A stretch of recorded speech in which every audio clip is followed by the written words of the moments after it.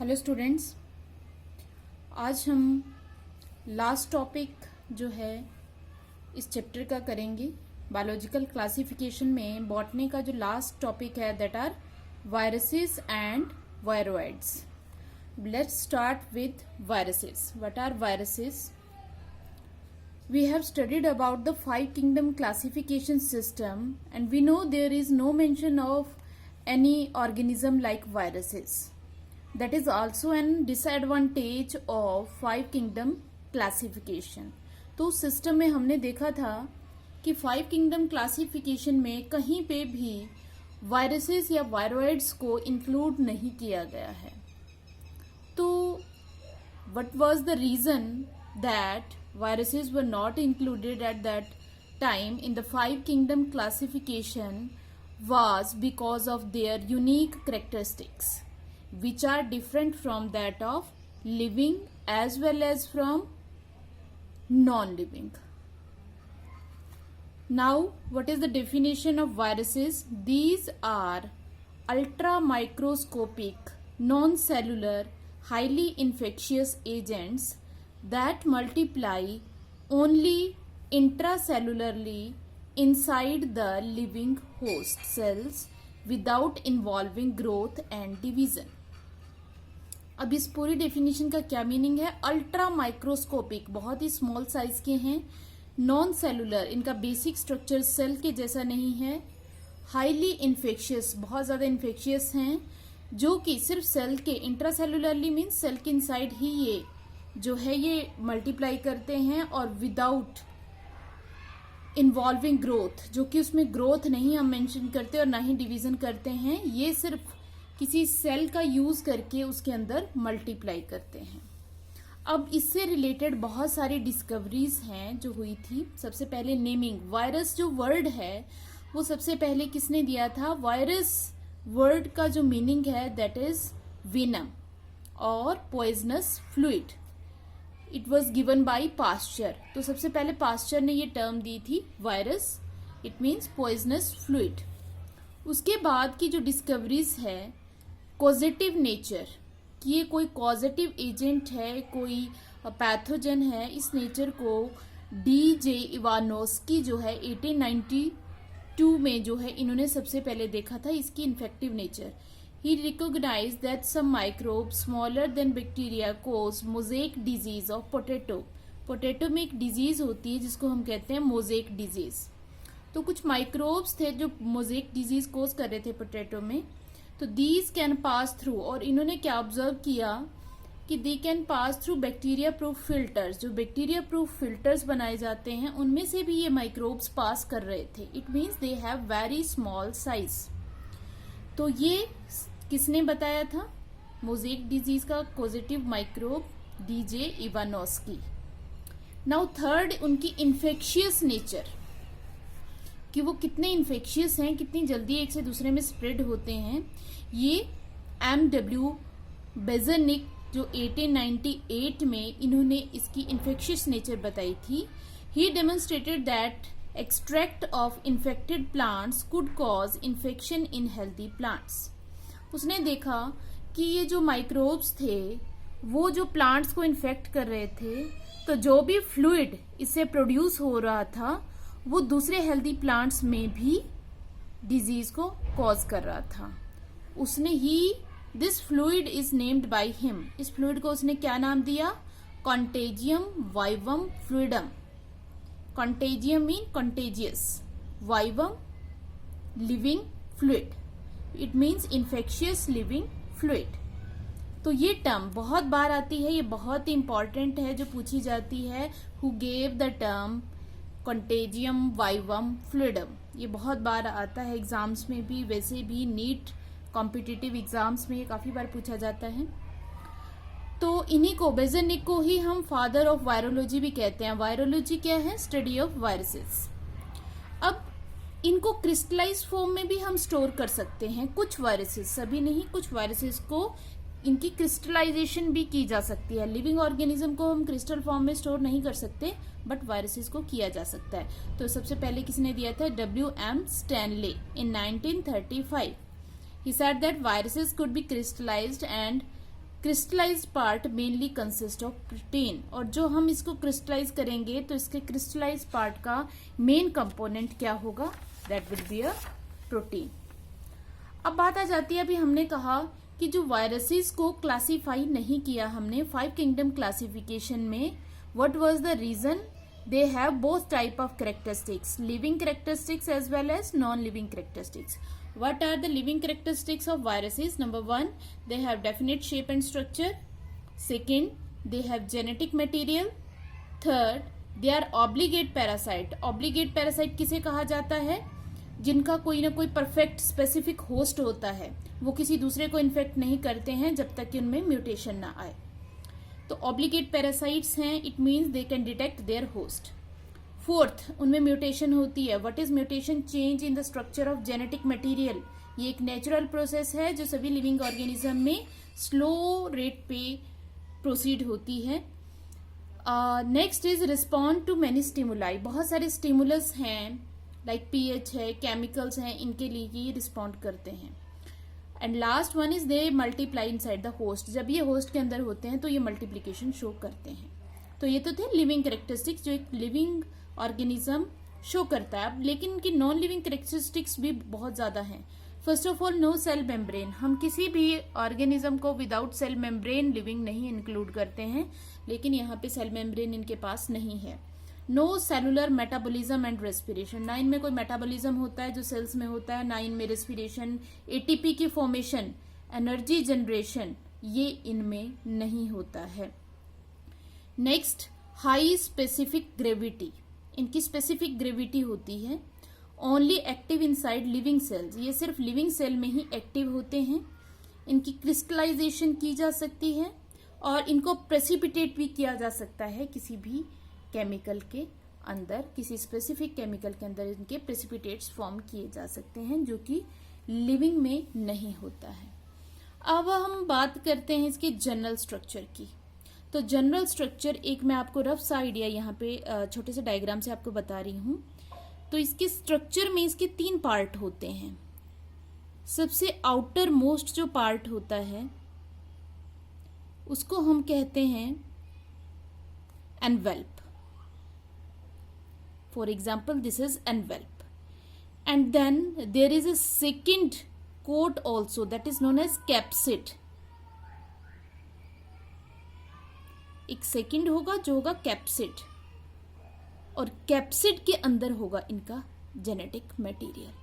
कुछ एंजाइम्स में भी यहाँ पे प्रेजेंट हो सकते हैं, और genetic material it may be RNA, DNA, single standard RNA, double standard RNA, double standard DNA, ये कुछ भी हो सकता है। It varies from virus to virus.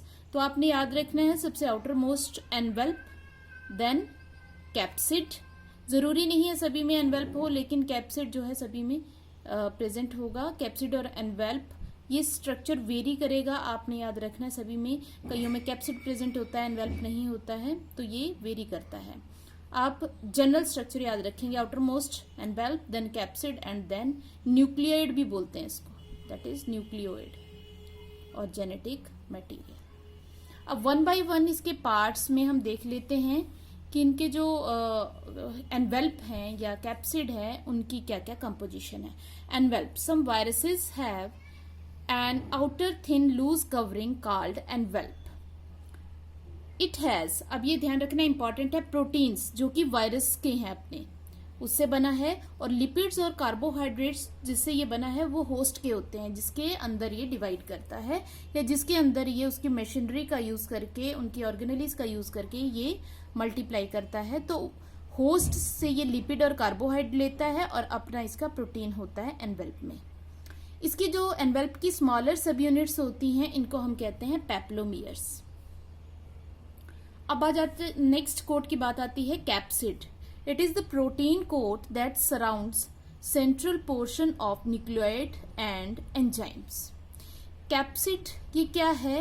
ये एक कोट है जो सराउंड करता है न्यूक्लियोइड को और एंजाइम्स को।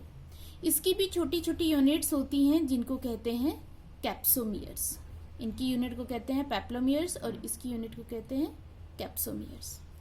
अब next part that is nucleoid, central portion that has infective part. अब सबसे इंपॉर्टेंट आपने याद रखना है जो पैथोजेनिसिटी है इसकी, इन्फेक्शन ये कोज करता है, तो इन्फेक्टिव पार्ट इसका न्यूक्लियड होता है। It denotes the nucleic acid present in virus. ये न्यूक्लिक एसिड को कहा जाता है जो कि वायरस में प्रेजेंट होता है।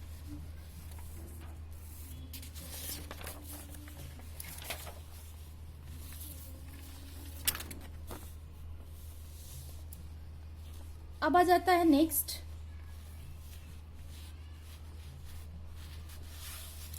जेनेटिक मटेरियल की हम बात कर रहे थे। तो कोई भी ऐसा वायरस नहीं होगा जिसमें दोनों आरएनए और डीएनए दोनों ही प्रेजेंट हों, ये आपने ध्यान रखना है। किसी भी वायरस में जो है बोथ जेनेटिक मटेरियल जो है वो प्रेजेंट नहीं होते हैं, या तो आरएनए होगा या डीएनए होगा। A virus is a nucleoprotein. Virus क्या है? न्यूक्लियोप्रोटीन मीन्स उसमें प्रोटीन्स है, न्यूक्लिक एसिड है, and the genetic material is infectious, जिसमें से जो इसका जेनेटिक मटेरियल होता है वो इसका इन्फेक्शियस पार्ट होता है। इन जनरल, ये बहुत ही इंपॉर्टेंट पॉइंट है, आप सभी ने याद रखना है। Virus that infect plants have single stranded RNA. जितने भी वायरसेस जो इन प्लांट्स में इन्फेक्शन करते हैं उनमें सिंगल स्ट्रैंडेड आरएनए होता है। And the viruses that infect animals, जो एनिमल्स को इन्फेक्ट करते हैं उसमें सिंगल स्ट्रैंडेड या डबल स्ट्रैंडेड आरएनए हो सकता है, डीएनए भी हो सकता है। तो इनमें वेरी करता है, लेकिन प्लांट्स में सिर्फ सिंगल स्ट्रैंडेड आरएनए ही होता है जो कि वायरसेस में जो प्लांट्स को इन्फेक्ट करते हैं। अब हमने इनकी भी ग्रुपिंग कर रखी है, क्लासिफिकेशन कर रखी है दो ग्रुप्स में। किसके बेसिस के ऊपर? न्यूक्लिक एसिड के बेसिस पे हमने दो ग्रुप्स में डिवाइड किया है इनको, deoxyvira and ribovira. Deoxyvira means which have DNA as a genetic material, and Ribovira which having RNA as genetic material. अब बात आ जाती है कौन कौन सी ये डिजीजेस कॉज करते हैं। Viral diseases of human beings. Human beings में कौन कौन सी डिजीजेस हैं? Mumps, small pox, herpes, influenza, AIDS and many more. Now in plants mostly mosaic disease होती है जो वो ये कॉज करते हैं। सिम्टम्स होते हैं मोजेक फॉर्मेशन, डिस्कलरेशन हो जाती है जो लीव्स की, leaf rolling, curling, yellow and vein clearing, dwarfing, stunted growth, बहुत ही छोटे प्लांट रह जाते हैं, येलो और वीन्स का जो डिस्कलरेशन हो जाता है, कर्लिंग हो जाती है, लीफ रोल हो जाते हैं, मोजेक बन जाते हैं। ये इसके सिम्टम्स हैं। अब डिजीजेस क्या हैं? Tobacco mosaic, potato mosaic, potato leaf curl, banana bunchy top, tomato bunchy top, ये हैं जो डिजीज ये प्लांट्स में कॉज करते हैं। अब हम एक एक एग्जांपल ले लेते हैं, एक प्लांट का और एक एनिमल वायरस का। तो सबसे पहले हम प्लांट वायरस का कर लेते हैं, जो है एक का एग्जांपल लेते हैं हम टोबैको मोजेक वायरस। टीएमवी बहुत ज्यादा इसको कहा जाता है, फुल फॉर्म ज्यादातर यूज नहीं की जाती, टीएमवी ही हम कह देते हैं, टोबैको मोजेक वायरस। वो वायरस जो टोबैको में मोजेक फॉर्मेशन करता है। तो इसका स्ट्रक्चर आप यहाँ पे देख सकते हैं, इस तरह का सिलेंडर स्ट्रक्चर है इसका, जिस तरह से एक सिलेंडर होता है। तो इसका अल्ट्रा माइक्रोस्कोपिक अगर आप व्यू देखें तो इसमें आप देख सकते हैं कि ये बाहर यूनिट्स जो हैं ये कैप्सिड है, इसमें एनवेल्प नहीं है, इसमें कैप्सिड है और कैप्सिड के अंदर न्यूक्लिक एसिड है। जो ये कैप्सिड है इसकी लीफ लाइक सब यूनिट्स आप देख रहे हैं, यहाँ पे दिख रही हैं, these are known as capsomeres, protein subunits. और जो इसका मटेरियल है जेनेटिक मटेरियल और न्यूक्लिक एसिड, याद रखना है that is single stranded RNA. कई बार आप पूछ लिया जाता है कि इसका जेनेटिक मटेरियल क्या होता है, that is single stranded RNA, जो कि कैप्सिड के अंदर प्रेजेंट होता है।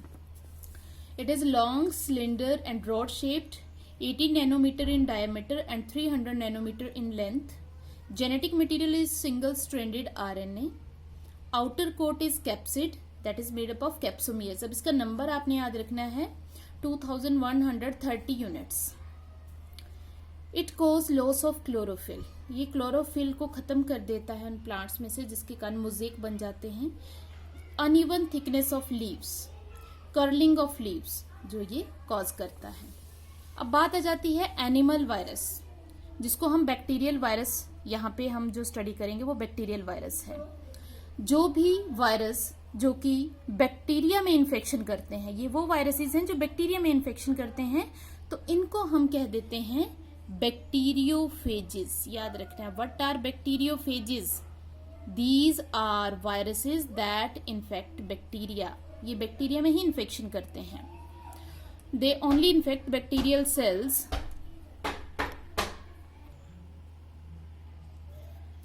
तो इन्हें कहा जाता है बैक्टीरियोफेजेस।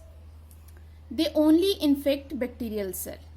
इट इज लाइक, इसका जो बैक्टीरियोफेज है, जो ये डायग्राम आपको दिया है, दैट इज T2 बैक्टीरियोफेज।